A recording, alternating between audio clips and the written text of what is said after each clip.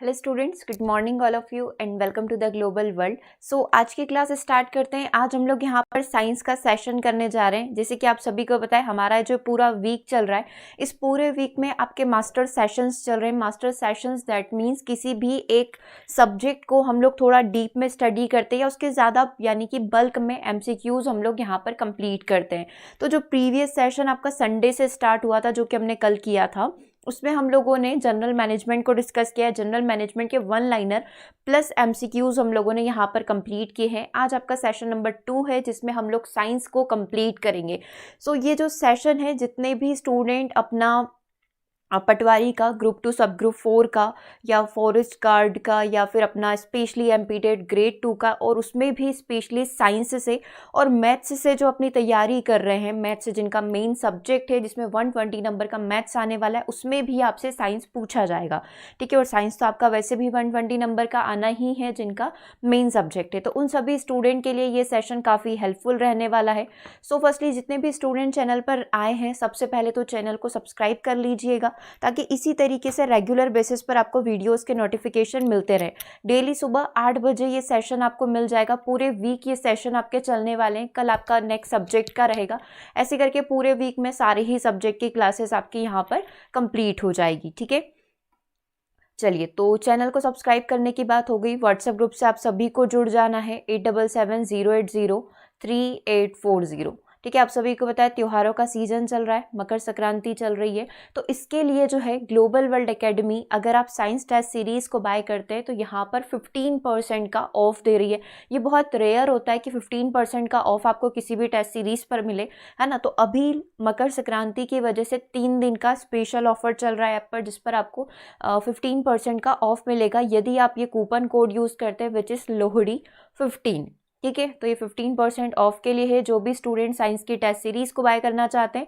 अच्छा, आप पहली बार आए हैं और आप देखना चाहते हैं कि टेस्ट का पैटर्न कैसा होता है या पूछने का तरीका कैसा होता है, लेवल कैसा है हमारी टेस्ट सीरीज का, तो ज़रूर से एक फ्री डेमो, एक 150 नंबर का टेस्ट फ्री प्रोवाइड किया गया है, उसको आप ज़रूर से लगा लीजिएगा। वहाँ से आपको आइडिया मिल जाएगा कि टेस्ट कैसा क्या रहने वाला है, क्योंकि वो नेगेटिव मार्किंग का है, तो डेफिनेटली थोड़ी नई चीज़ें आप सभी के लिए होगी उसके अंदर, है ना। तो वो आप ज़रूर से लगा लेना, और वहाँ पर जितनी भी क्वीज पूछी जाती है उनका ज़रूर से आंसर करिएगा। उसकी वजह से आपको इन सभी के कूपन कोड मिल जाएंगे, या इनसे आप कुछ भी चीज़ें बाय करेंगे तो कुछ डिस्काउंट आपको यहाँ पर मिल जाएगा। ठीक है, तो वो इन जनरल आप और कुछ करना चाहते हैं तो आप ये भी यहाँ पर कर सकते हैं ऐप पर। ओके, चलिए आगे बात करते हैं। आपका साइंस टेस्ट सीरीज 150 नंबर का है, ऐप पर लॉन्च हो ही चुका है। उसी पर हम लोग डिस्काउंट की यहाँ पर बात कर रहे थे। ठीक है, तो इसमें 10 टेस्ट प्रोवाइड किए जाएंगे, क्लास नोट्स जो भी आपने क्लास में साइंस की क्लास में अभी तक पढ़ा है और जो आप आगे पढ़ने वाले हैं, वो सारी चीज़ें, हर एक चीज़ का डिटेल एक्सप्लेनेशन, सब्जेक्ट वाइज आपको यहाँ पर एमसीक्यूज मिल जाएंगे। जैसे कि आपके अलग अलग सब्जेक्ट हो गए, मैथ, इसमें मैथ्स पूछा जाता है, रीजनिंग, जीके, जीएस पूछा जाता है ना, जो पूरा 150 नंबर में, उसमें सारे आपको सब्जेक्ट वाइज एमसीक्यूज भी मिल जाएंगे। प्लस स्पेशली साइंस की बात करें तो साइंस का यहाँ पर जितने भी चैप्टर्स है, तो चैप्टर वाइज एमसीक्यूज भी आपको इस 150 नंबर की सीरीज में एडिशनल प्रोवाइड किए जाएंगे। ठीक है, तो एक बार जरूर से ऐप पर जाकर आप इसको विजिट कर लेना। चलिए सेशन को स्टार्ट करेंगे अब। यस, क्वेश्चन नंबर 1 से देखिएगा और आंसर करिएगा। फर्स्ट क्वेश्चन ही हमारा न्यूमेरिकल क्वेश्चन यहाँ पर है। 10 kg वस्तु को 6 मीटर की ऊंचाई तक उठाया गया है। 10 किलोग्राम का जैसे कोई भी बाट वगैरह होता है, कोई भी वजन वाली चीज़ होगी, आपने उसको 6 मीटर तक उठाया, तो आपने कितना कार्य किया। बेसिकली जो वर्क हुआ है, टोटल वर्क डन जो हुआ है, उसको आपको कैलकुलेट करना है जूल के अंदर।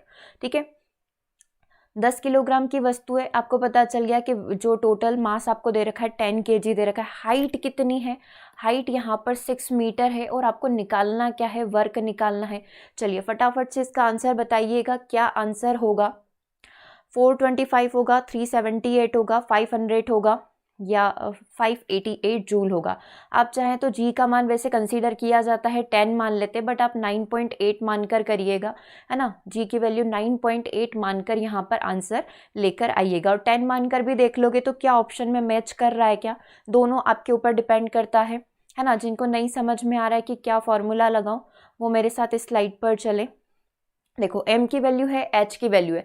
अब आपको क्या निकालना है, टोटल वर्क कितना हुआ है, तो इसका फॉर्मूला क्या होता है, mgh होता है।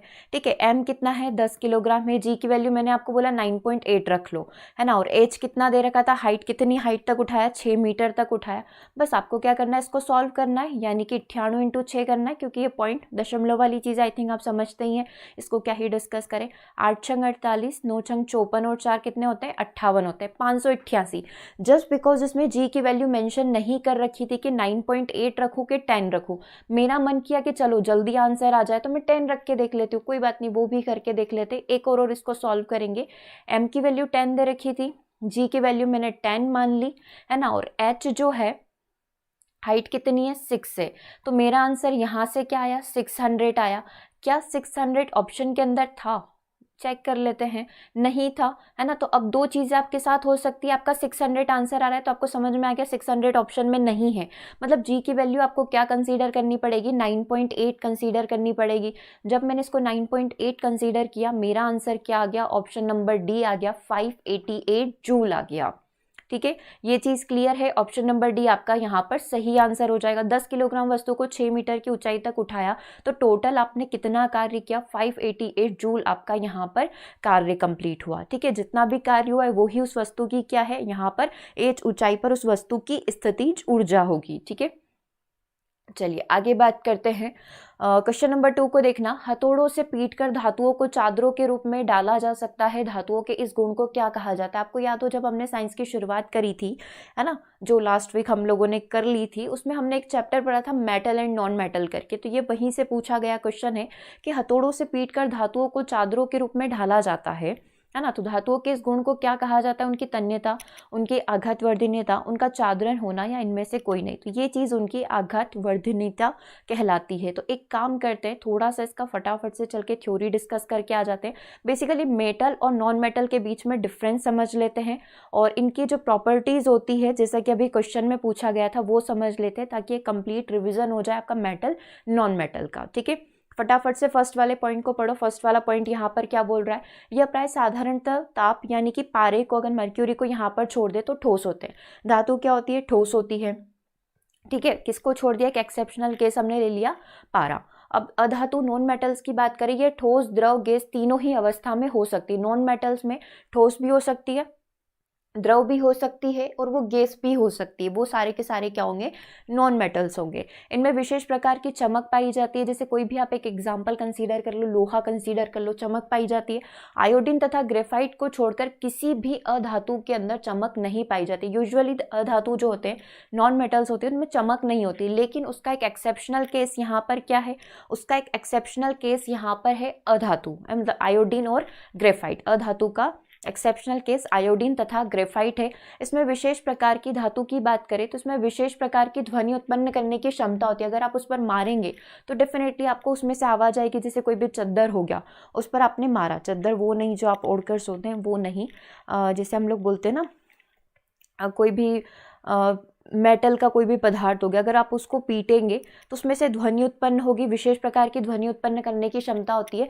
धातु के समान यह ध्वनि उत्पन्न नहीं करते हैं कौन, नॉन मेटल्स। अब मेटल्स की बात कर लेते हैं। पीटने से बढ़ते हैं तथा इसके तार खींचे जा सकते हैं, है ना, इसको आप आकार दे सकते हैं, इसीलिए इसको आघात वर्धनीय तथा तन्यता बोला जाता है। पीटने से वो बढ़ेंगे, इनके तारों को खींचा जा सकता है, इनका रूप परिवर्तित किया जा सकता है। ये सब के सब कौन होते हैं, मेटल्स होते हैं। अब इसका ही रिवर्स क्या हो जाएगा, नॉन मेटल्स हो जाएगा। पीटा, अगर आपने इसको पीटा टूट जाएगा, और इसके तार भी नहीं खींचे जा सकते क्योंकि वो ब्रेकेबल है ना।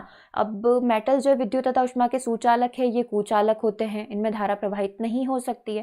6 नंबर का देखो, विद्युत धनात्मक होते हैं तथा विद्युत अपघटन के फलस्वरूप ऋणोद पर ये प्राप्त होते हैं। मतलब मेटल्स जो है, अगर आप इस तरीके का बना रहे हैं, है ना, तो ये धनात्मक है। तो डेफिनेटली ये जो अगर ये विद्युत अपघटन की प्रक्रिया आपने करवाई तो ये किस एनोड पर प्राप्त होंगे, ये ऋणात्मक पर प्राप्त होंगे। और इसका जस्ट रिवर्स किस में हो जाता है, नॉन मेटल्स के अंदर हो जाता है। ये विद्युत ऋणात्मक होते हैं, और अगर यदि आपने इनके साथ विद्युत अपघटन की प्रक्रिया करवाई, है ना, विद्युत धारा प्रवाहित करवाई पानी के अंदर रखकर या किसी भी पदार्थ के अंदर रखकर, तो ये किस पर प्राप्त होंगे, ये धनात्मक पर प्राप्त होंगे, ये धनोद पर प्राप्त होते हैं। ठीक है, 7 नंबर के पॉइंट की बात करें, प्राय अम्लों से अभिक्रिया करके ये क्या देते हैं, हाइड्रोजन गैस को देते हैं, कौन, धातु। और अम्लों से अभिक्रिया नॉन धातु या नॉन मेटल जो होते हैं वो नहीं कर सकते हैं। 8th नंबर के पॉइंट को देखिएगा, इनके ऑक्साइड जो होते हैं प्राय क्षारीय होते हैं। कुछ धातुओं के जो ऑक्साइड है वो उभयधर्मी यहाँ पर हो सकते हैं, जैसे Al2O3 हो गया, ZnO जिंक ऑक्साइड हो गया। अब अधातु की बात करें, इनके ऑक्साइड अम्लीय होते हैं। देखो धातु के क्षारीय होते हैं और इनके अम्लीय होते हैं, लेकिन इसमें कुछ उदासीन भी होते हैं, जैसे कि CO हो गया, H2 हो गया, कार्बन मोनोऑक्साइड H2, ये सारे के सारे क्या उदासीन प्रवृत्ति के होते हैं, मतलब ये वो गुण प्रदर्शित नहीं करते जो अधातु या नॉन मेटल्स करते हैं। ठीक है, चलिए आगे बात करते हैं, फटाफट से गुण के ऊपर आ जाते हैं। देखो सबसे पहले दिखावट, धातु कैसी होती है, चमकदार होती है। अधातु चमकदार नहीं होती है, मतलब निष्प्रभ होती है। कठोरता, ये काफी कठोर होती है, अधातु कठोर नहीं होती है। आघातवर्धनीयता की बात करें तो धातुएं आघातवर्धनीय होती है, अधातु आघातवर्धनीय नहीं होती है। अच्छा, मैं ये सारी चीजें आपको डिटेल में क्यों पढ़ा रही हूँ, क्योंकि थ्योरी में तो हम लोग पढ़ ही चुके, लेकिन आज के सेशन में मोस्टली क्वेश्चन जो है आपको इस वाले टॉपिक से दिखेंगे, और वो नॉर्मल नहीं दिखेंगे जैसे अभी आपने क्वेश्चन किया, वो ऐसे दिखेंगे कि कौन से 3 करेक्ट है, कौन से 4 करेक्ट है। तो उसमें आपको ये 6 ही गुणों के बारे में, एक पदार्थ की धातु अधातु है उसकी 6 ही कैरेक्टरिस्टिक्स के बारे में पता होगी, तो आप ये बताओगे कि नहीं पहला दूसरा स्टेटमेंट करेक्ट है ना। तो थोड़ा डिटेल में क्वेश्चन करेंगे तो आंसर भी आपको डिटेल में पता होना चाहिए। ठीक है, चलिए तन्यता की बात हो रही थी, ये काफी तन्य होती है और ये अधातु तन्य नहीं होती, मतलब आसानी से आप इसको खींचकर इसका रूप परिवर्तित कर सकते हो। उष्मा चालन, ये उष्मा की सुचालक होती है, अधातु कुचालक होती है। विद्युत चालन, विद्युत चालन धातु सुचालक होती है और अधातु कुचालक होती है, मतलब धारा प्रवाहित करने की बात हो रही है इनके अंदर। ठीक है, तो ये चीज हो गई। चलिए आगे बात करें। अच्छा, क्वेश्चन क्या था, क्वेश्चन भी देख लो। हथौड़े से पीटकर धातुओं को चादरों के रूप में ढालना, उसकी क्या प्रक्रिया कहलाता है, उसकी आघात वर्धनीयता इसको यहाँ पर कहा जाता है। तो बी आंसर आपका यहाँ पर करेक्ट हो जाएगा। चलिए नेक्स्ट पॉइंट की बात कर लेते हैं। सबसे अधिक, 1 सेकेंड, सबसे अधिक अभिक्रियाशील धातु कौन सी होती है, जो बहुत जल्दी रिएक्ट कर लेती है। अगर वो किसी भी धातु के साथ मिली, किसी अधातु के साथ मिली, या वायु के साथ मिली, या पानी के साथ मिली, किसी भी तत्व किसी भी एलिमेंट के साथ मिलती है, इनमें से कोई भी एक हो सकता है ना, कोई भी हो सकता है। तो सबसे अभिक्रियाशील धातु कौन सी है, सोडियम है, मैग्नीशियम है, कैल्शियम है, पोटेशियम है। ठीक है, तो स्कूल टाइम में आपने ये भी चीज़ सुनी होगी कि सोडियम को कभी भी बाहर नहीं रखते हैं, उसको मिट्टी के तेल में रखते हैं, है ना। तो सबसे अधिक अभिक्रियाशील धातु इन सब में से कौन सी है, पोटेशियम है। अब आप इसका एक क्रम देख सकते हैं, इसका स्क्रीनशॉट आप जरूर से ले लेना, ये बुक से हमने लिया है ना। सक्रियता श्रेणी, धातुओं की सापेक्ष अभिक्रियाशीलता, है ना, कौन सी धातु सबसे ज्यादा क्रियाशील है, तो पोटेशियम सबसे ज्यादा, पोटेशियम का सिंबल के, सबसे ज्यादा क्रियाशील है। उससे कम कौन है, सोडियम है। उससे कम क्रियाशील कौन है, कैल्शियम है। उससे कम मैग्नीशियम, उससे कम एल्यूमिनियम, उससे कम जिंक, उससे कम आयरन, उससे कम लीड, उससे कम हाइड्रोजन, उससे कम कॉपर, उससे कम मरकरी, पारा या पारद आप जिसको बोलते हैं, उससे कम सिल्वर, उससे कम गोल्ड। सबसे कम अभिक्रियाशील धातु कौन सी है, तो मेरा आंसर क्या होगा, गोल्ड होगा, है ना। अगर मैं पूछूं इन चारों में सबसे क्रियाशील कौन सा है, तो सोडियम। अगर मैं पूछूं इन चारों में से सबसे क्रियाशील कौन सा है, तो आयरन।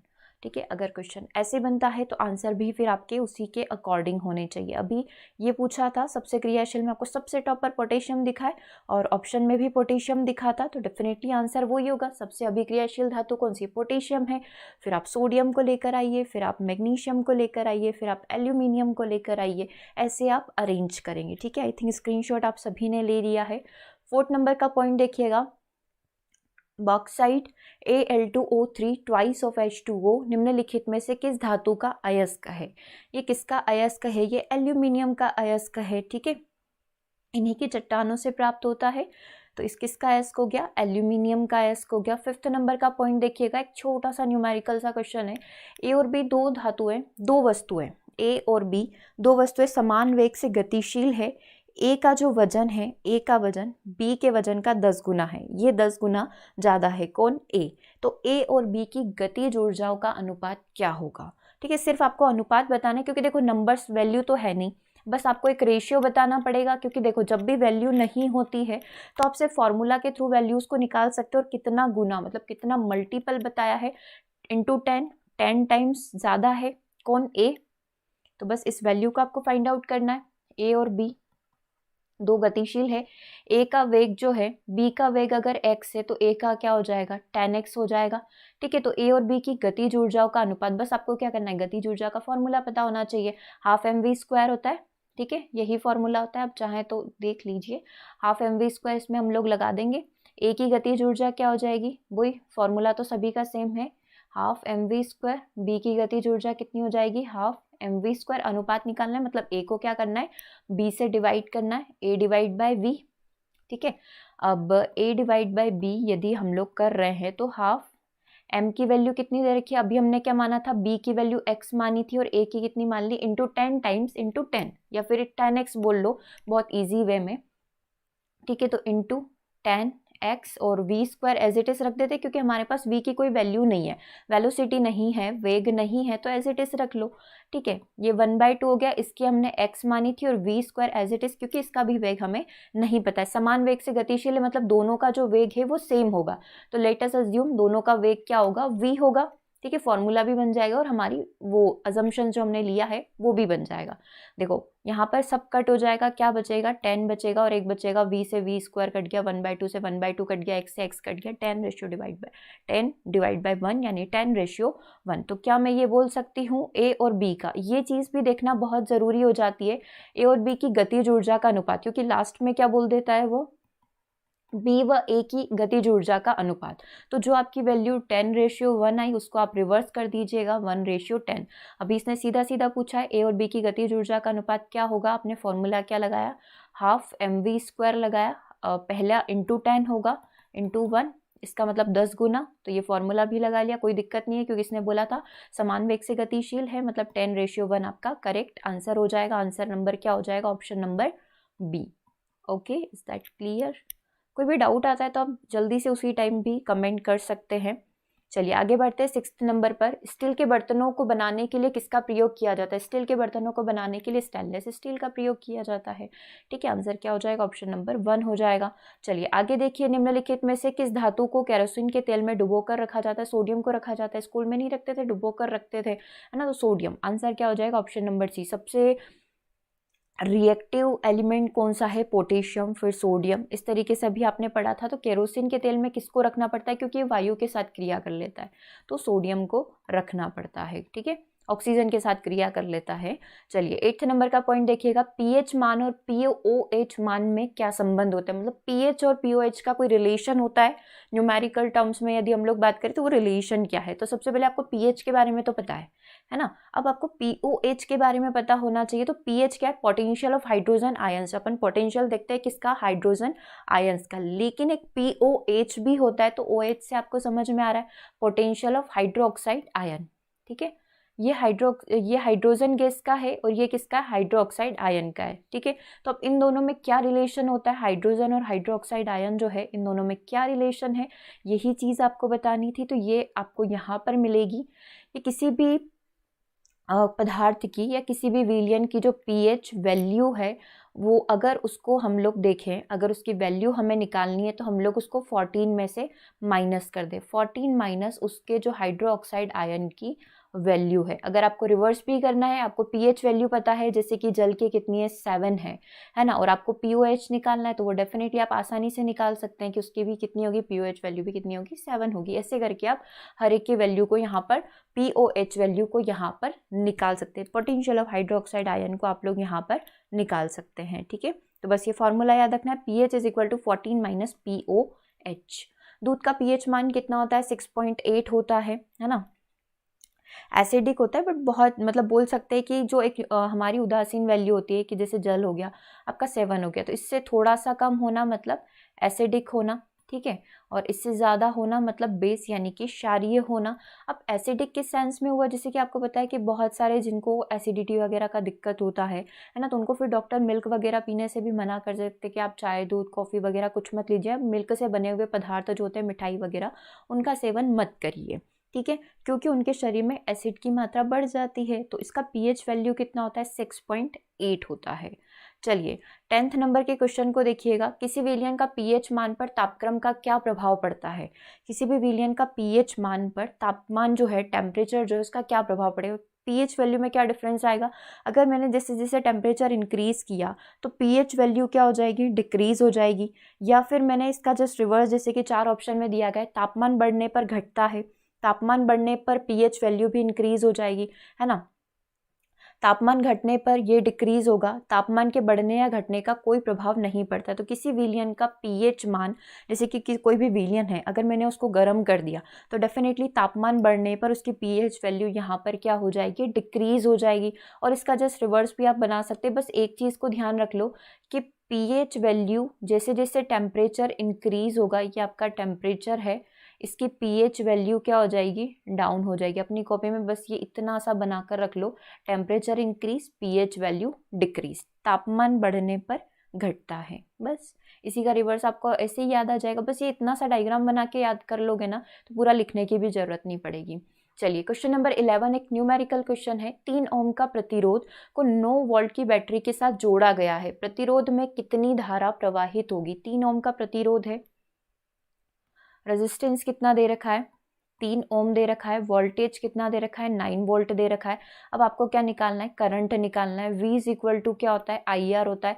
ये वाला फॉर्मूला लगाओ और बताओ आंसर क्या होगा। यहाँ पर आपके सामने 5 3 9 4 ऑप्शन है, ठीक है। तो हमने क्या लगा दिया, V is equal to IR, Ohm का नियम लगा दिया, है ना। I इज इक्वल टू क्या हो जाएगा, V/R हो जाएगा। वोल्टेज कितना दे रखा था, 9, और रेजिस्टेंस कितना दे रखा था, 3 ओम का रेजिस्टेंस। आंसर करंट कितना आ जाएगा, 3 एम्पियर यहाँ पर आपका करंट आ जाएगा, ठीक है। बस एक सिंपल सा फॉर्मूला था। V इज इक्वल टू क्या होता है, IR होता है, ठीक है। बस इतना सा नियम लगाना था। चलिए क्वेश्चन नंबर 12 को देखिएगा, इसको एक बार से सॉल्व करने की कोशिश करिए। क्या गतिज ऊर्जा का क्वेश्चन अब हम लोग सॉल्व कर पा रहे हैं। सेकेंड नंबर का, आई थिंक थर्ड नंबर का क्वेश्चन था जिसमें हमने गतिज ऊर्जा का फॉर्मूला लगाया था, है ना। 0.5 ग्राम का एक वस्तु 8 मीटर प्रति सेकंड के वेग से गतिशील है, उसकी जो गतिज ऊर्जा है वो क्या होगी।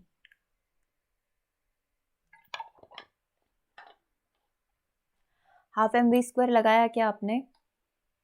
गतिज ऊर्जा का फॉर्मूला क्या होता है, हाफ mv² होता है। बस यही फॉर्मूला लगाना था, हाफ mv का स्क्वायर, हाफ मतलब आधा, 0.5, m की वैल्यू 0.5 दे रखी थी, v की वैल्यू क्या थी इसके अंदर, 8 थी क्या, है ना। एक की वैल्यू कितनी थी, 8 थी, ठीक है। तो ये 8 का स्क्वायर हो गया। अच्छा अब ये देखो कि यहाँ पर 0.5 ग्राम को जो हमने क्या करना है, यहाँ पर जूल में वैल्यू निकालनी है ना। हमें जो ऊर्जा निकालनी है वो जूल में निकालनी है, और यहाँ पर जो दे रखा है आपको 0.5 ग्राम दे रखा है, ठीक है। तो अब आप इसको क्या करिए, किलोग्राम में कन्वर्ट कर लीजिए, SI यूनिट में आप इसको कन्वर्ट कर लीजिए। तो 0.5 को किलोग्राम में कन्वर्ट करेंगे तो 1000 वाली चीज़ हो जाएगी। तो ये कितना हो जाएगा, 0005 हो जाएगा। और ये 8 8 कितना होता है, 64 होता है।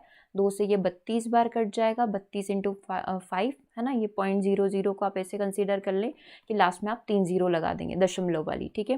5 दूना 10, 5 थिया 15 और 1 16, अब 3 0 होनी थी, है ना।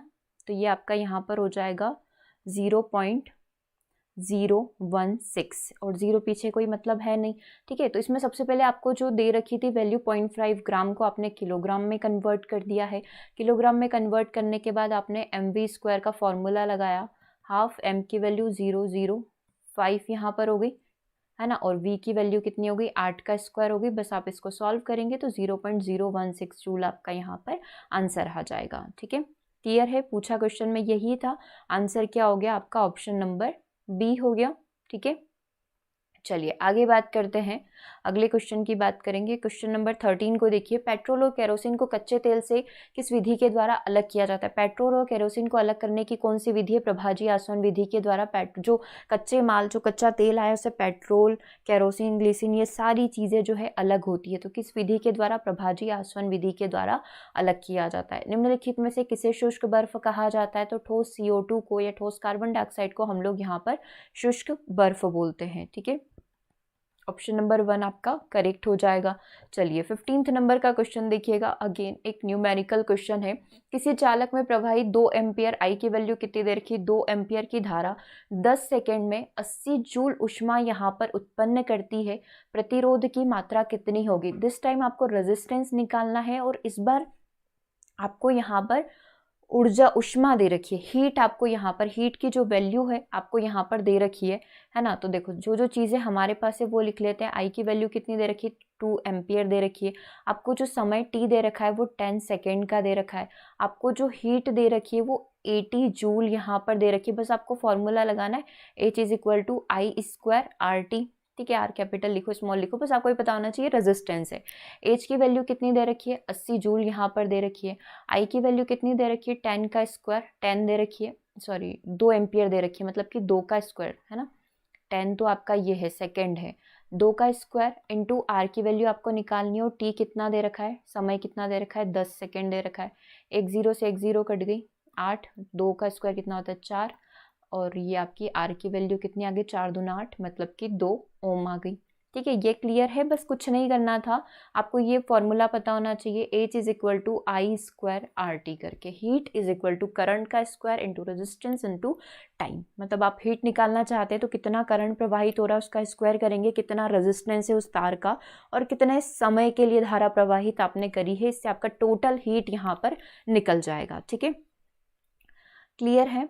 बस ये आपको फॉर्मूलाज ही याद रखना है। क्वेश्चन डेफिनेटली और भी कई तरीके के बन सकते हैं, तो हम लोग कुछ कुछ क्वेश्चन कंप्लीट कर रहे हैं जो कि रिपीटेडली एग्जाम में आपसे पूछे जाते हैं। निम्नलिखित में से किस क्षेत्र में पीएच मान का महत्व नहीं है, मतलब किस जगह आप पीएच वैल्यू को नहीं देखते हैं। मछली पालन में, खेती में, खाद्य संरक्षण में और रेशम पालन में।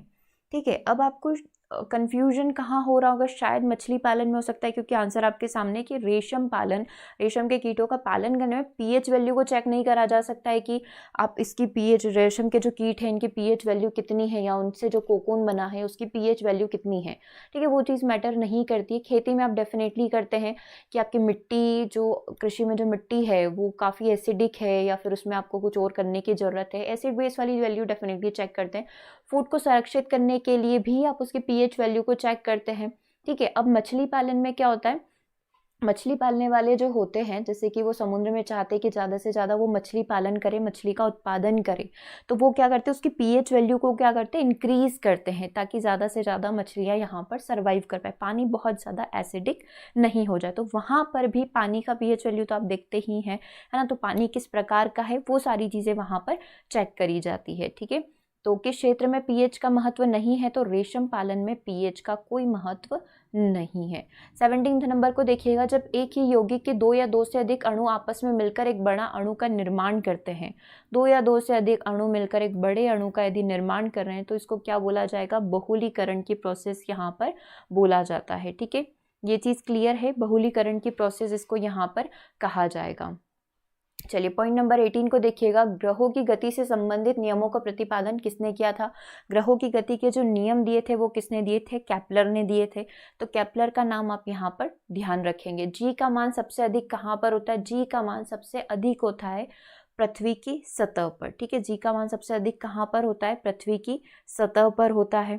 ठीक है, तो आंसर क्या हो जाएगा, ऑप्शन नंबर बी। अगला देखो, जी का मान सबसे अधिकतम कहाँ पर होता है। ठीक है, अब आपके सामने ऑप्शन क्या क्या दिए गए कि जी का मान अधिकतम कहाँ पर होगा, विषुवत रेखा पर, ध्रुव पर, मकर रेखा पर, या पृथ्वी के केंद्र पर। तो जी का मान सबसे मैक्सिमम होता है ध्रुवों पर, पोल पर सबसे ज़्यादा होता है, और सेंटर पर कितना हो जाता है, 0 हो जाता है। फिर जैसे जैसे नीचे जाओगे वापस से ये क्या होता जाएगा, इंक्रीज होता जाएगा। ठीक है, तो यहाँ पर देखा गया सबसे मैक्सिमम कहाँ पर होता है, ध्रुवों पर होता है। ऑप्शन नंबर बी आपका करेक्ट हो जाएगा।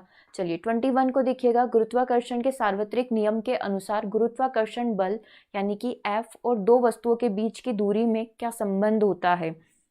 गुरुत्वाकर्षण का नियम आपको लगाना है, गुरुत्वाकर्षण बल F और जो 2 वस्तुओं के बीच की जो दूरी है ना, इसको किससे प्रदर्शित किया गया है, R से प्रदर्शित किया गया है। तो इसके बीच में क्या रिलेशन है, तो F इज बोल सकते हैं जो प्रोपोर्शनल, ये प्रोपोर्शनल का साइन है, या समानुपाती है, या व्युत्क्रमानुपाती है किसके, 1/r² के, मतलब उनकी दूरी के स्क्वायर के या दूरी के वर्ग के व्युत्क्रमानुपाती होता है गुरुत्वाकर्षण बल F, है ना।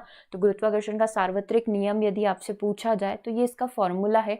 अब कहीं पर भी कोई भी क्वेश्चन आपसे पूछा जा सकता है इससे रिलेटेड कि दोनों के बीच की जो दूरी है 5 मीटर है, तो उनके बीच में लगने वाले गुरुत्वाकर्षण बल का मान कितना होगा वो आप ऐसे निकाल सकते हो, और जो भी वैल्यू वो आपको देगा। ठीक है, तो एफ इस बोल सकते हैं कि व्युत्क्रमानुपाती है किसके, 1/r² के, या एफ व्युत्क्रमानुपाती है त्रिज्या के या उनके बीच के डिस्टेंस के, राइट, उनके बीच के डिस्टेंस के, तो आप उसको ऐसे प्रदर्शित यहाँ पर कर सकते हैं। चलिए क्वेश्चन नंबर 22, सूर्य के सबसे निकट का ग्रह बुध का परिक्रमण जो आवर्तकाल होता है वो कितने दिन का होता है, सभी को पता है 88 दिन का होता है। किसी परमाणु के अंदर पाए जाने वाले 3 मौलिक कण कौन कौन से होते हैं, इलेक्ट्रॉन होता है, प्रोटॉन होता है और न्यूट्रॉन होता है, ठीक है, सी आंसर आपका करेक्ट हो जाएगा। हाइड्रोजन बम जो है किस सिद्धांत पर कार्य करता है, नाभिकीय संलयन के सिद्धांत पर ये कार्य करता है। सूर्य जो है वो भी नाभिकीय संलयन के यहाँ पर इस सिद्धांत पर कार्य करता है। निम्न कक्षा से उच्च कक्षाओं की ओर जाने पर इलेक्ट्रॉन की ऊर्जा में क्या होता है, इलेक्ट्रॉन अपनी निम्न कक्षा को छोड़कर यदि उच्च कक्षा में जा रहा है तो डेफिनेटली उसकी जो ऊर्जा है, उसकी जो एनर्जी है वो यहाँ पर क्या हो जाएगी, इंक्रीज हो जाएगी। चलिए 26 नंबर के क्वेश्चन को देखिएगा। कलपक्कम परमाणु ऊर्जा केंद्र भारत के किस राज्य में स्थित है, तो कलपक्कम जो है तमिलनाडु के अंदर स्थित है। इसे 7 से 8 केंद्र के बारे में आपको ध्यान रखना है। कलपक्कम तमिलनाडु में है। नरोरा कहाँ पर स्थित है, उत्तर प्रदेश के अंदर स्थित है, नरोरा परमाणु ऊर्जा केंद्र। भारी जल का रासायनिक सूत्र क्या होता है ना, इसका सूत्र होता है D2O, तो इस चीज को याद रखिएगा। आकाश का रंग नीला क्यों दिखाई देता है, तो प्रकीर्णन के कारण या बिखराव के कारण। आकाश का कोई रंग नहीं होता है लेकिन उन 7 कलर के प्रकीर्णन बिखराव के कारण वो आपको नीला दिखाई देता है। टेलीस्कोप का प्रयोग कहाँ किया जाता है, तो दूर की वस्तुओं को देखने के लिए टेलीस्कोप का प्रयोग यहाँ पर किया जाता है। रात के समय तारे आपको टिमटिमाते हुए क्यों दिखाई देते हैं, बट एक्चुअल में ऐसा होता नहीं है कि वो टिमटिमा रहे हैं, है ना, तो प्रकाश के अपवर्तन के कारण तारे हमें टिमटिमाते हुए दिखाई देते हैं। उगते या अस्त होते समय सूर्य लाल क्यों दिखाई देता है, तो अगेन प्रकाश के प्रकीर्णन के कारण सूर्य आपको सुबह और शाम के समय जो है लाल दिखाई देता है। क्वेश्चन देखिएगा, काफ़ी इंपॉर्टेंट है। प्रकाश जब विरल माध्यम से सघन माध्यम में प्रवेश करता है, आप ऐसे देख लो कि हवा से प्रकाश जो है कहाँ पर प्रवेश कर रहा है, पानी के अंदर। एक एग्जांपल हम लोग ले रहे हैं कि विरल माध्यम हवा है और सघन माध्यम यहाँ पर पानी है, कोई भी और भी माध्यम हो सकते हैं, ठीक है। तो विरल माध्यम से अगर सघन माध्यम में प्रवेश करता है तो जो प्रकाश का वेग है उस पर क्या प्रभाव पड़ेगा, प्रकाश का वेग बढ़ जाएगा, घट जाएगा, उसका वेग अपरिवर्तित रहेगा या फिर दुगुना बढ़ जाता है। तो जब भी वो विरल माध्यम से सघन माध्यम के अंदर प्रवेश करता है तो डेफिनेटली उसका वेग यहाँ पर डिक्रीज हो जाता है। आप ऐसे समझो ना कि हवा में मतलब कोई भी एक नॉर्मल लाइट आ रही है, जब वो पानी के ग्लास के अंदर गई, है ना, तो हमको तो ये दिखा, हम इस चीज़ को ऐसे समझ सकते हैं कि जब भी वो विरल से मतलब कि प्रकाश यहाँ पर लाइट चल रही है वो पानी की बॉटल के अंदर या उस ग्लास के अंदर गई तो डेफिनेटली उसकी जो गति है वो यहाँ पर क्या हो जाएगी, कम हो जाएगी, उसका वेग यहाँ पर क्या हो जाएगा, डिक्रीज हो जाएगा। और इसका जस्ट अपोजिट है, सघन से जब विरल में जा रहा होता है ना तो उसका वेग यहाँ पर इंक्रीज हो जाता है, ठीक है। तो एक चीज़ याद रख लो, विरल से सघन में जाने में क्या होता है, विरल से जब भी सघन में जाया जाता है तो स्पीड कम हो जाती है। ओके चलिए आगे बात करते हैं, नेक्स्ट क्वेश्चन की बात करते हैं। पानी के अंदर छड़ मोटी हुई, जो पानी के अंदर आपने देखा है कि कोई भी आपने छड़ डाली, कोई भी सिक्का कुछ भी डाला तो हमेशा आपको मुड़ा हुआ क्यों दिखता है, आपने इसे सीधा डाला लेकिन वो आपको ऐसा थोड़ा सा टिल्ट दिखाई देगा, वो किसके कारण दिखाई देगा, प्रकाश के अपवर्तन के कारण, ठीक है। चलिए आगे देखिए, प्रकाश का पूर्ण आंतरिक परावर्तन, ये सारी चीज़ें मैं आपको पढ़ा चुकी हूँ। TIR टोटल इंटरनल रिफ्लेक्शन क्या होता है, क्योंकि प्रकाश से रिलेटेड जितनी भी चीज़ें हैं आपकी थ्योरी क्लास में जो हम लोग MCQ सीरीज़ चला रहे थे उसमें हम लोग कंप्लीट कर चुके हैं, तो मैं ये मानकर चल रही हूँ कि आपको ये सारी चीज़ें आती है ना। प्रकाश का पूर्ण आंतरिक परावर्तन टोटल इंटरनल रिफ्लेक्शन कब होता है, मतलब जिस माध्यम से आया पूरा उसी माध्यम में वो चला जाएगा, कोई भी परिवर्तन या कोई भी रुकाव ठहराव उसके अंदर नहीं होगा, या कोई भी बोलते हैं ना कि एक ड्रॉप या ऐसे कोई भी कि प्रकाश का वेग कम हो गया, इस तरीके का कोई नहीं होगा, जैसा आया वो वैसा का वैसा चला जाएगा। जब वो विरल से सघन में जाएगा, जब वो सघन से विरल माध्यम में जाएगा, आपतन कोण का मान क्रांतिक कोण के मान से ज़्यादा हो जाएगा, है ना। क्रांतिक कोण क्रिटिकल एंगल जो हमने देखा था 90 डिग्री की वैल्यू हो जाती है जब भी कोई प्रकाश आता है ना, उसके और वापस जाने के बीच की जो वैल्यू है 90 डिग्री यहाँ पर हो जाती है, तो उसको हम लोग क्रांतिक कोण बोलते हैं और उसी के माध्यम से टोटल इंटरनल रिफ्लेक्शन होता है ना। तो जिस माध्यम से आया है उसी माध्यम में पूरे तरीके से परावर्तित हो गया, तो ये दो कंडीशन पर, एक तो प्रकाश सघन माध्यम से विरल माध्यम में जाएगा, है ना, सघन से विरल के अंदर जाएगा, इस बॉक्स से बाहर जा रहा है।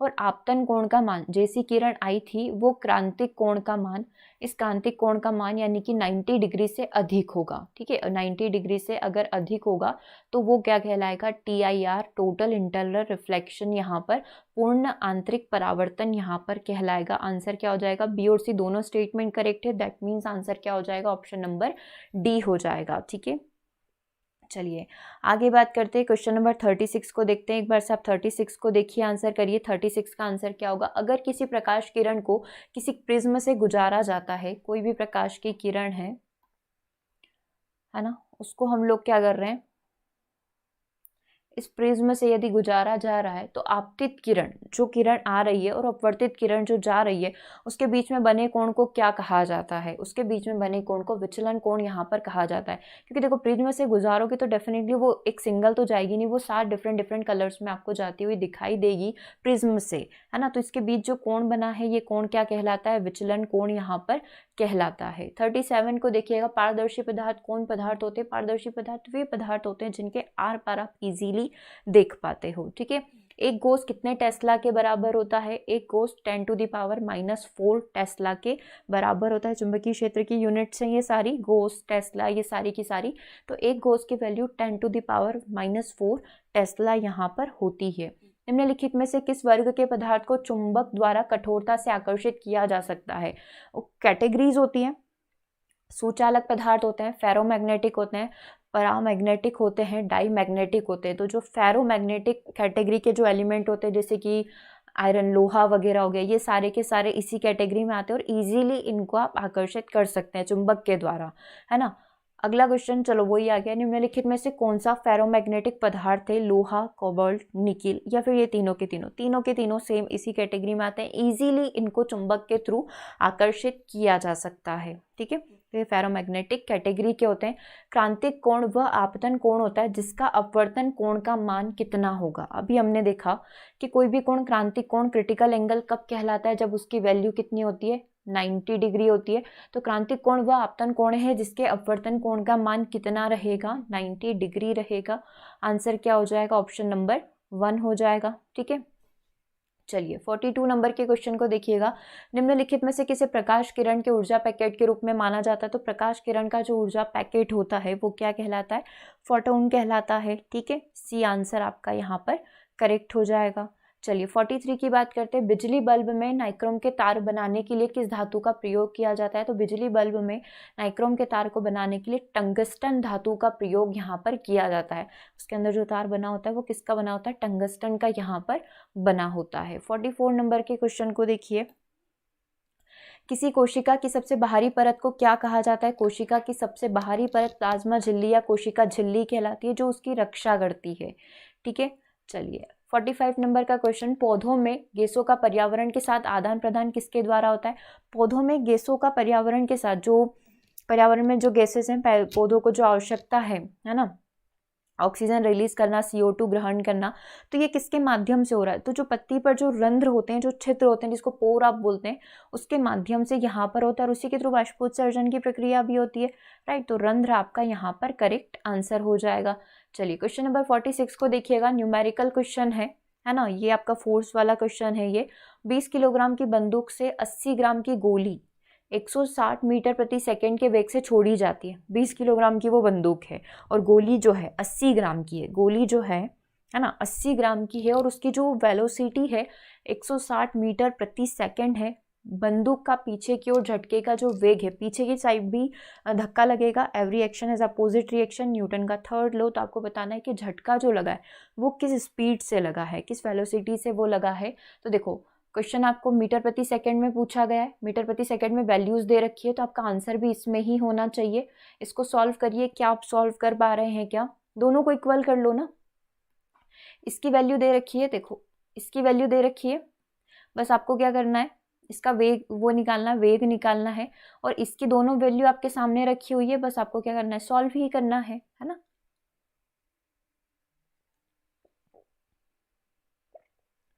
आया क्या आंसर, चलो देखते हैं। बंदूक का संवेग किसके बराबर होगा, गोली के संवेग के बराबर होगा, है ना। तो बंदूक का संवेग कितना है, 20 kg, है ना। अब बंदूक की बात करें, बंदूक कितने किलो की है, 20 किलो की है। अब हमें उसका वो वेलोसिटी नहीं पता है, गोली का हमें पता है कि गोली 80 ग्राम की है ना। अब आप इसको क्या करिए, किलोग्राम में चेंज कर लीजिए, है ना। और इसका जो स्पीड है, वेग जो है 160 है, इनटू में यहाँ पर या डिवाइड बाय 100 कर ली, तो इसको किलोग्राम में हम लोग चेंज कर रहे हैं। बस आपको क्या करना था, इसको सॉल्व ही करना था। 2 0 से 2 0 कट गई, ठीक है। अब ये क्या आ गया, 20 डिवाइड बाय 8 आ गया। इसको आप सॉल्व करेंगे तो 0.64 मीटर प्रति सेकेंड आपका। दोनों जगह जो चीज़ें हैं वो बिल्कुल इक्वल होना चाहिए। इधर हमने किलोग्राम देखा है तो आप इसको भी क्या करिए, किलोग्राम में चेंज कर लीजिएगा, ठीक है।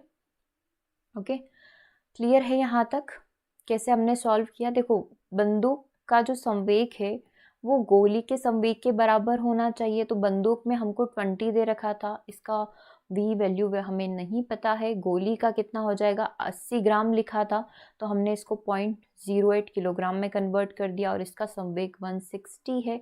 तो वी की वैल्यू यहाँ पर जब आप इसको सॉल्व करेंगे 0.64 मीटर प्रति सेकेंड हो जाएगी, ठीक है। तो इस फॉर्मूला को ज़रूर से लिख लीजिएगा, ये आपको पता ही है वैसे। चलिए आगे बात करते हैं। 47वें नंबर का क्वेश्चन देखिए।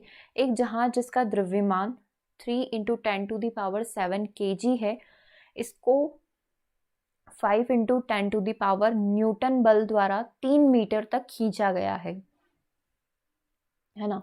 अब आपको क्या बताना है, जहाज की चाल क्या होगी यदि जल के घर्षण को न्यूनतम माना जाए। मतलब कि जल के घर्षण को, मतलब जल की वजह से उसको रुकाव नहीं हो रहा है, मतलब उसकी वजह से कोई भी बल नहीं लग रहा है, कोई भी फ्रिक्शन, कोई भी घर्षण यहाँ पर नहीं हो रहा है। तो देखो, जहाज का द्रव्यमान अपन को कितना दे रखा है, जहाज का द्रव्यमान दे रखा है 3 × 10⁷ kg दे रखा है, और इस पर जो बल फोर्स लगाया गया है 5 × 10⁻⁴, और कितने मीटर तक, कितने डिस्टेंस तक इसको लेकर गए, तो 3 मीटर तक इसको लेकर गए हैं। आपको क्या बताना है, इसकी चाल यहाँ पर क्या होगी। तो हमें बताया कि कार्य का फॉर्मूला क्या होता है, कार्य इज इक्वल टू हो जाएगा आपके गतिज ऊर्जा के, ठीक है। तो अब इसका जो फॉर्मूला है वो क्या है, mv है, या बल इंटू दूरी आप बोल लीजिए, डिस्टेंस बोल लीजिए, बल इंटू दूरी है। तो आपका जो फोर्स है वो कितना दे रखा है यहाँ पर, 5 × 10⁴ दे रखा है। देखो इसमें पूछा क्या गया है, एक जहाज जिसका द्रव्यमान आपको दे रखा है, तो हम लोग यहाँ पर कार्य निकाल लें, है ना। कार्य निकाल लेते हैं सबसे पहले। कार्य में आपको फोर्स की वैल्यू कितनी दे रखी है, 5 × 10⁴ दे रखी है, और कितने मीटर तक, कितनी डिस्टेंस तक इसको खींचा गया है, इसको 3 मीटर तक यहाँ पर खींचा गया है। तो ये कितना हो गया, 15 × 10⁴। बस हमने क्या किया, 5 का 3 में गुणा कर दिया, बाकी सारी की सारी वैल्यू ऐसे ही रखिए। तो ये कार्य, टोटल वर्क उसका निकल गया, ठीक है, कितना फोर्स लगा और कितनी डिस्टेंस तक लगा, तो टोटल कार्य आ गया। अब ये किसके, जो टोटल कार्य है वो ही क्या होगी, उसकी गतिज ऊर्जा होगी। तो अब हम लोगों को क्या करना है, गतिज ऊर्जा का फॉर्मूला लगा लेना है, ठीक है। कार्य इज इक्वल टू गतिज ऊर्जा, कार्य आपकी वैल्यू आ गई 15 × 10⁴, और गतिज ऊर्जा जो है ½ mv² होती है, ½ mv का स्क्वायर। तो ये अपन यहाँ पर लिख लेते हैं 15 × 10⁴, ठीक है। और अब यहाँ पर जो अपन को जो अपन को m दे रखा है, मास दे रखा है 3 × 10⁷ दे रखा है, ठीक है, और 10⁻⁷ दे रखा है, और v² की वैल्यू निकालनी है। तो v² को एज इट इज अपन लिख देते हैं। बस हमें क्या करना है, इसको सॉल्व करना है, ठीक है। बस आप इसको सॉल्व कर लीजिए और बताइए आंसर यहाँ पर क्या होगा। देख सकते हैं हम लोग, अगर आप इसको कट करने की भी कोशिश करें तो ये 4 से कटेगा 3 बार, है ना। मतलब कि 15 = 1/2 × 3 × 10⁻3, ठीक है, ऐसे ही कटेगा, 3 से 5 बार कट जाएगा। 5 दूना 10 डिवाइड बाय 1000, ठीक है। तो ये 1/100 हो गया। 1/100 इज इक्वल टू v का स्क्वायर। तो v की वैल्यू यहाँ पर आ जाएगी, है ना। अगर आप इसको ऐसे देखें कि ये 0.01 है ना, तो 1/100 का स्क्वायर करेंगे 1/10 भी हो सकता है, और 1/10 मतलब कि 0.1 मीटर पर सेकेंड। ओके, तो इसको आप ऐसे यहाँ पर सॉल्व कर सकते हैं, ठीक है। बस आपको ये करना है कि कार्य आप निकाल लीजिएगा। कार्य कितना है, 5 × 10⁴ है, 3 मीटर तक आप इसको खींच रहे हैं। अब यही कार्य उसकी क्या हो जाएगी, गतिज ऊर्जा हो जाएगी। और इसने मेंशन भी किया है कि घर्षण यहाँ पर 0, किसी भी प्रकार का फ्रिक्शन नहीं हुआ है। बस इसको आप सॉल्व करेंगे, ये वैल्यू आपके सामने होगी। चलिए क्वेश्चन नंबर 48 के पास चलते हैं। चलती बस को अगर अचानक से रोक दिया जाए, बस चल रही है नॉर्मल स्पीड में, अचानक से उसके आगे कुत्ता आ गया तो उसमें अचानक से बैठे जो यात्री हैं अचानक से आगे की ओर झुक जाते हैं। बस चल रही है, आगे कोई आ गया है या स्पीड ब्रेकर आ गया, बस वाले ने अचानक से ब्रेक लगा दिया तो सारे यात्री आगे की ओर झुक जाते हैं। ये किसके कारण होता है? जड़त्व के कारण होता है। ठीक है, ओके। चलिए 49 नंबर के क्वेश्चन को देखिएगा। अगर कोई व्यक्ति नदी में नाव से कूदता है, वो नदी में जा रहा है, नाव में बैठा हुआ है, अचानक से वो क्या हुआ, नाव से नदी के अंदर कूद जाता है तो नाव को पीछे की ओर धक्का लगता है और व्यक्ति आसानी से किनारे तक पहुंच जाता है। किनारे पर पहुंचने के लिए लोग यही करते हैं, और पहुंचने वाले होते हैं तो वो पहले से जंप कर जाते हैं। तो यहाँ पर न्यूटन की गति का कौन सा नियम लग रहा है? तीसरा नियम लग रहा है, क्योंकि प्रत्येक क्रिया के विपरीत प्रतिक्रिया होती है।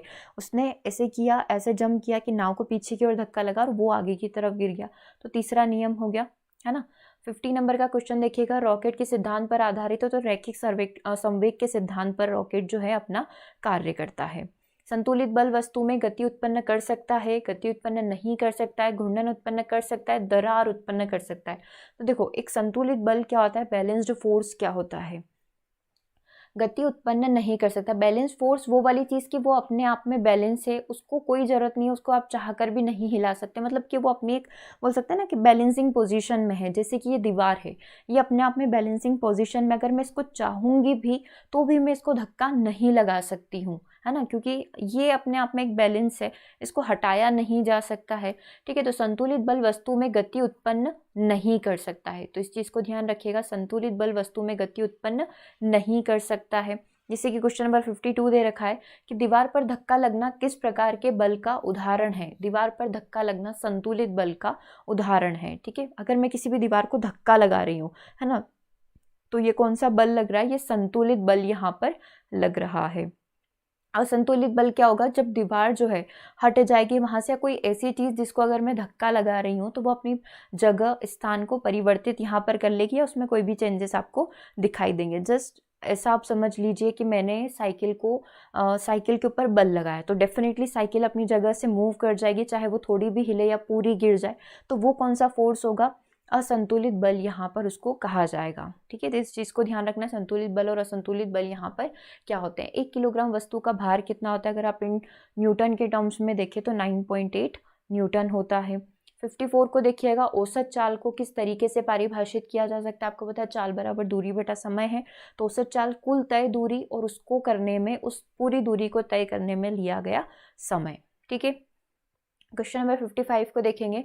15 किलोग्राम वस्तु का भार चंद्रमा पर कितना होगा, और यहाँ पर आपके जी की वैल्यू जो है 10 मीटर पर सेकेंड स्क्वायर है। ठीक है, 15 किलोग्राम की वस्तु है, हमारे पास वेट इसका दे रखा है 15 किलोग्राम है। अब आप इसको क्या करिए, न्यूटन में परिवर्तित कर लीजिए, तो इंटू 10 कर लीजिए। ठीक है, क्योंकि जी की वैल्यू आपको दे रखी है, तो इसकी जो अगर आप इसका भार देखें तो वो कितना हो जाएगा, 150 न्यूटन हो जाएगा। अगर 9.8 दिया होता है तो 15 इंटू 9.8 यहाँ पर आप कर लेते। अब चंद्रमा पर जो होता है, हम लोग बोलते हैं पृथ्वी पर वस्तु के भार का कितना होता है, 1/6 हो जाता है, तो 150/6 यानी कि यहाँ पर कितना हो जाएगा, 25 हो जाएगा। ठीक है, 25 × 150, आंसर क्या हो जाएगा आपका 25 यहाँ पर हो जाएगा। देखो कोई भी वस्तु है ना, अगर न्यूटन में होती तो डायरेक्टली आप क्या कर लेते, 1/6 कर लेते, क्योंकि यूजुअली जो क्वेश्चन पूछे जाते हैं वो डायरेक्टली आपको न्यूटन में वैल्यू देता है, लेकिन अब ये इसको हम लोग कन्वर्ट कर लेते हैं।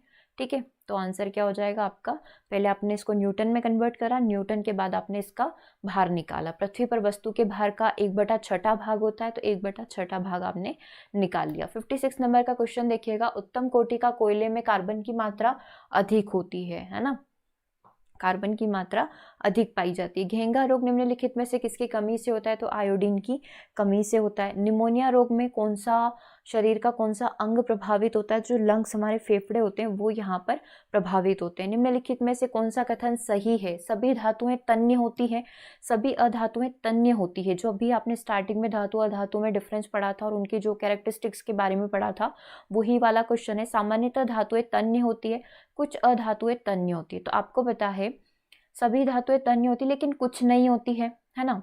तो अब हम लोग इसको कैसे कन्वर्ट कर सकते हैं, क्या सभी धातुओं को आप तन्य बोल सकते हो क्या, नहीं।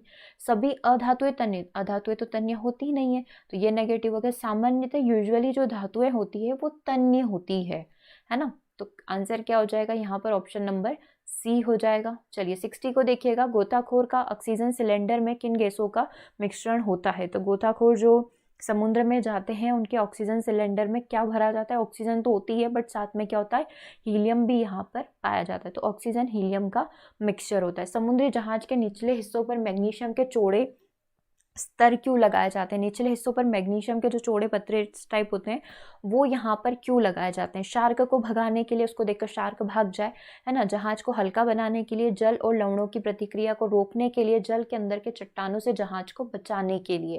देखो इसके पीछे का रीज़न है कि जहाज जो है ऑल टाइम पानी के अंदर रहता है, तो कहीं ना कहीं पानी की वजह से जहाज खराब हो सकता है। आपको पता है कि समुद्र का पानी है ना, तो डेफिनेटली उससे जो है जहाज को नुकसान होगा, धीरे धीरे उसकी जो सतह है वो खराब हो जाएगी। तो उसको जल और लवणों की प्रतिक्रिया को रोकने के लिए मैग्नीशियम के स्तर यहाँ पर लगाए जाते हैं।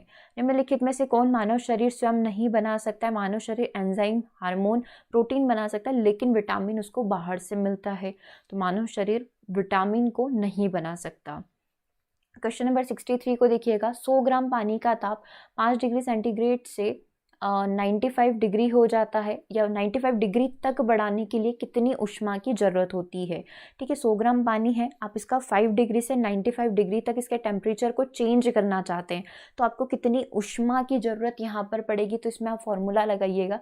देखो ऊष्मा में डिफरेंस है, यहाँ पर डिफरेंस है जो टेम्परेचर है इसके अंदर डिफरेंस आ रहा है। हम लोग ये फॉर्मूला लगाएंगे m/c डेल टी। ठीक है, तो यहाँ पर अगर आप देखें 100 ग्राम पानी आपको दे रखा है, सी क्या है, और सी की वैल्यू क्या हो गई, 1 हो गई विशिष्ट ऊष्मा आप मान लीजिए। अब इसमें जो चेंजेस हुआ है 5 से 95 का चेंजेस है, तो दोनों के बीच का डिफरेंस आप निकाल लेंगे, 95 माइनस 5, 100 इंटू 90, तो वैल्यू कितनी आ जाएगी आपकी, 9000 आ जाएगी। ठीक है, अब आप इसको किस में कन्वर्ट करना चाहते हैं, आपके सामने जो ऑप्शन है वो किसके अंदर है, जूल के अंदर है, तो आप इसको क्या करिए, जूल में कन्वर्ट कर लीजिए, 4.2 जूल। तो टोटल वैल्यू आपकी यहाँ पर आ जाएगी। ठीक है, टोटल वैल्यू आप इसको 4.2 को 9 से यहाँ पर मल्टीप्लाई करिए तो 37800 यहाँ पर आ जाएगा, और ये 3 0 पीछे की। ठीक है, तो 378 और 00। ठीक है, तो 1 कैलोरी में कितने होते हैं, 4.2 जूल होते हैं। तो इस तरीके से हमने इसको कन्वर्ट कर दिया। 100 ग्राम पानी है, इसका ताप जो है आप 5 से 95 तक करना चाहते हैं, तो आपको कितनी ऊष्मा यहाँ पर चाहिए। तो बेसिकली डिफरेंस कितना है, 90 का डिफरेंस है। आपको पानी के जो दे रखा है, मास कितना दे रखा है, 100 ग्राम दे रखा है, सी कितना हो जाएगा, 1 हो जाएगा। ठीक है, क्योंकि जो इसकी विशिष्ट ऊष्मा होती है वो 1 होती है। ठीक है, तो इस तरीके से आप इसको सॉल्व कर लेंगे। 9000 कैलोरी आया था, लेकिन हमें जूल में आंसर चाहिए, तो जूल में हम लोग 4.2 का मल्टीप्लाई कर देते हैं। चलिए 64 को देखिएगा, एक तार का प्रतिरोध R आपको दे रखा है, एक तार का प्रतिरोध R ओम है, इस तार को बीच में से टुकड़ा किया गया है, इस तार को बीच में से टुकड़ा किया गया, तार के प्रत्येक टुकड़े का प्रतिरोध यहाँ पर क्या होगा। एक तार का प्रतिरोध R है ना, मतलब ये इतना लंबा तार है, इसका प्रतिरोध R है, इसको अगर मैंने बीच में से तोड़ा तो प्रतिरोध इसका आधा हो जाएगा और इसका भी आधा हो जाएगा, मतलब R का आधा क्या हो जाएगा, R/2 है ना। ये किस पर डिपेंड करता है, उसके लेंथ पर डिपेंड करता है। ठीक है, अगर इसकी लेंथ आधी होगी तो प्रतिरोध भी आधा हो गया, अगर इसकी लेंथ डबल होती, मतलब ऐसा ही एक तार में इसमें लाकर जोड़ देती, है ना, और अब कितना हो जाता, R और R 2R हो जाता। ठीक है, तो अभी हमने क्या कर दिया, तोड़ दिया है, तो R/2 और एक और इसी लंबाई का जोड़ दिया होता तो 2R यहाँ पर हो जाता। ठीक है, चलिए 65 को देखिए, 40 वोल्ट और 60 वोल्ट के विद्युत बल्ब के प्रतिरोध का अनुपात क्या होगा। 40 वोल्ट मतलब पावर की बात करी गई है, शक्ति की बात यहाँ पर करी गई है, कितनी वॉट, है ना, और प्रतिरोध आपको निकालना है। ठीक है, अब आपके पास रिलेशन क्या है, R और P के बारे में बात की गई है, तो आपको फॉर्मूला पता होना चाहिए, P = V²/R होता है। ठीक है, तो अब आपका एक 40 वोल्ट का है और एक 60 का है। ठीक है, तो दोनों को अनुपात निकालना है। ठीक है, पहले वाले का अनुपात V²/R और दूसरे वाले का अनुपात, पहले वाले का V², ठीक है, और डिवाइड बाय R। ठीक है, अब आपको क्या करना है, प्रतिरोध का अनुपात निकालना है। ठीक है, तो P = V²/R था, अभी हमें क्या निकालना है, R निकालना है। ठीक है, तो R की वैल्यू कितनी हो जाएगी, R की वैल्यू कितनी हो जाएगी, V² डिवाइड बाय, ये रिवर्स हो जाएगा, 60/40 हो जाएगा, 60/40 मतलब 2 × 6 2 दूना 4, 3/2 हो जाएगा, या 3/2 हो जाएगा, जो कि दिया हुआ है ऑप्शन नंबर डी के अंदर। ओके, चलिए 66 की बात करते हैं। एक विद्युत पंखे पर 880 वॉट 220 वोल्ट अंकित है, मतलब विद्युत पंखा, उस पर शक्ति और उसका वोल्टेज लिखा हुआ है, तो उसका रेजिस्टेंस यहाँ पर क्या होगा। ठीक है, शक्ति या पावर आपको कितनी दे रखी है, 880 वॉट दे रखी है, वोल्टेज कितना दे रखा है, 220 वोल्ट दे रखा है। P इज इक्वल टू क्या होगा, यहाँ पर अगर आप देखें, है ना, V square divide by R होता है, अभी जस्ट हम लोगों ने कंप्लीट किया है। P कितना है, 880 है, V स्क्वायर 220 इंटू 220 हो जाएगा, क्योंकि इसका स्क्वायर है, डिवाइड बाय R। इसको कट कर लें, 22 चौक 88, R की वैल्यू कितनी हो जाएगी, 220 डिवाइड बाय 4, 220 डिवाइड बाय 4 आप इसको कट करेंगे 55 टाइम्स, तो रेजिस्टेंस कितना आ गया, 55 ओम यहाँ पर आपका रेजिस्टेंस आ जाएगा। ठीक है, तो विद्युत पंखे का जो रेजिस्टेंस प्रतिरोध है वो कितना है, 55 ओम है। ओके, तो विद्युत पंखा 880 वोट का था, बस आपने ये फॉर्मूला लगाना था, P is equal to V square divide by R। Okay, चलिए, तो आज के सेशन के लिए इतने क्वेश्चन सफिशिएंट है। आई होप कि ये सेशन आप लोगों के लिए हेल्पफुल रहा हो, बेनिफिशियल रहा हो। व्हाट्सएप ग्रुप से ज़रूर से ऐड हो जाइएगा, ताकि कोई भी इंपॉर्टेंट अपडेट आती है एग्जाम से रिलेटेड या PDF आप सभी के साथ शेयर करना हो, जो भी चीज़ें हों वो डायरेक्टली व्हाट्सएप के थ्रू आप सभी को प्रोवाइड कर दी जाए। बाकी टेलीग्राम का लिंक आपके डिस्क्रिप्शन बॉक्स के अंदर रखा हुआ है, और ऐप का लिंक, यदि आप टेस्ट का डेमो देखना चाहते हैं या टेस्ट देना चाहते हैं, 150 नंबर का 1 फ्री टेस्ट अवेलेबल है, तो ज़रूर से देख लीजिएगा। और साइंस की टेस्ट सीरीज़ बाय करना चाहते हैं तो ज़रूर से देख लीजिएगा उसको, है ना, ऐप पर अवेलेबल है। और ऐप का लिंक भी वीडियो के डिस्क्रिप्शन बॉक्स के अंदर रखा हुआ है, डायरेक्टली आप प्ले स्टोर से जाकर डाउनलोड कर सकते हैं ग्लोबल वर्ल्ड एकेडमी को। ओके, सेशन को ओवर करते हैं, मिलेंगे नेक्स्ट सेशन में। Thanks for watching.